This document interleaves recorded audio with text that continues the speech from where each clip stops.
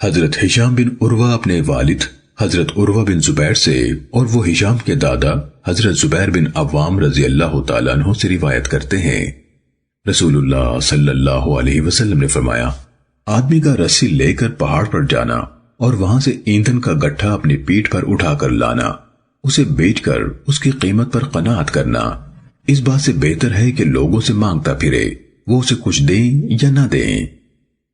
سننے ابن ماجہ حدیث نمبر 1836۔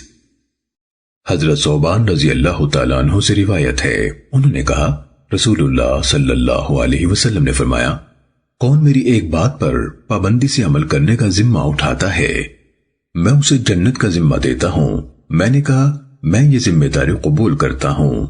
آپ صلی اللہ علیہ وسلم نے فرمایا، لوگوں سے کچھ نہ مانگنا۔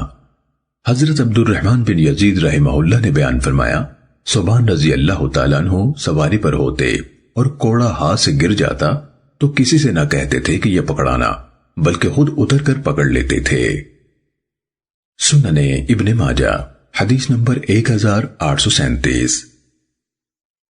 حضرت ابو ہریرہ رضی اللہ تعالیٰ عنہ سے روایت ہے، رسول اللہ صلی اللہ علیہ وسلم نے فرمایا، جو شخص مال میں اضافہ کرنے کے لیے لوگوں سے ان کی دولت مانگتا ہے، وہ تو جہنم کے انگاروں کا سوال کر رہا ہے، یعنی اسے اختیار ہے کہ کم طلب کرے یا زیادہ مانگ لے۔